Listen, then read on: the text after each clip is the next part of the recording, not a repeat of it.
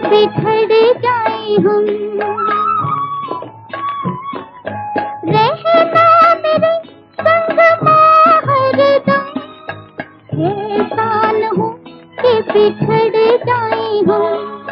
घूमना है हमको दूर की दिशाओं में, चलो चले माँ सपनों के गाँव में। कांटों से दूर कहीं फूलों की छाँव में, चलो चले माँ।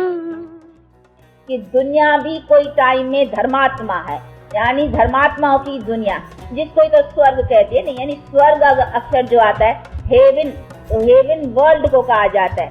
ऐसे नहीं एक मनुष्य हेवन में हो तो साथ दूसरे हेल में हो। हाँ, हेल एंड हेवन ऐसा तो नहीं, एक मनुष्य की तो बात हेवन वर्ल्ड है। तो कहा भी जाता है हेवनली गॉड फादर। तो देखो ये सभी चीजें कहीं इनका अर्थ समझते हैं। हेवनली गॉड फादर का मतलब वो हेवन में रहता है ना, इसीलिए हेवन। अरे हेवन में रहता है तो रहने दो, हमारा क्या करता है नहीं, वो हमारे लिए हेवन बनाता है, जो हम हेल में है ना। ऐसे तो नहीं हम हेल में ही और वो हेवन में बैठा हो, हाँ, और हम हेल में ही पड़े रहे। तो ऐसा कभी बाप देखा, बाप कहे मैं तो अपना मौज करता रहो, बचे दुखी रहे क्या भी रही। नहीं, बाप कहता है मैं बाप ही तभी हूँ तुम्हारा जब ही कि तुम्हारे लिए ही तो मैं सुख बनाता हूँ। मैं तो हूँ ही दुख सुख से न्यारा, इसीलिए मैं न दुख में आता हूँ न मेरे लिए सुख की बात है। दुख में जो आते हैं उन्हों के लिए सुख की बात है, यानी हेवन के बनाने वाला। बाकी ऐसे नहीं हेवन में बैठने वाला या हेवन को भोगने वाला नहीं। हेवनली गॉड फादर का अर्थ ही है हेवन को बनाने वाला, यानी हेल की दुनिया से दुनिया को हेवन बनाया है, इसीलिए उसको कहते हैं बनाने वाला है ना।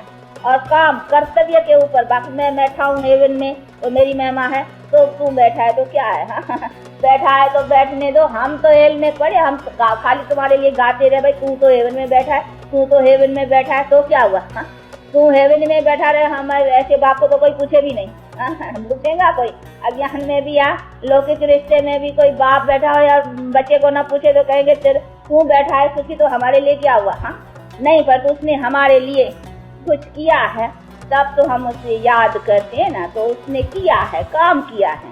क्या काम किया है कि हमारे लिए हेवन बनाया है, अपने लिए नहीं। चलो चलो माँ सपनों के गाँव में, कांटों से दूर कहीं फूलों की छाँव में, चलो चलो माँ।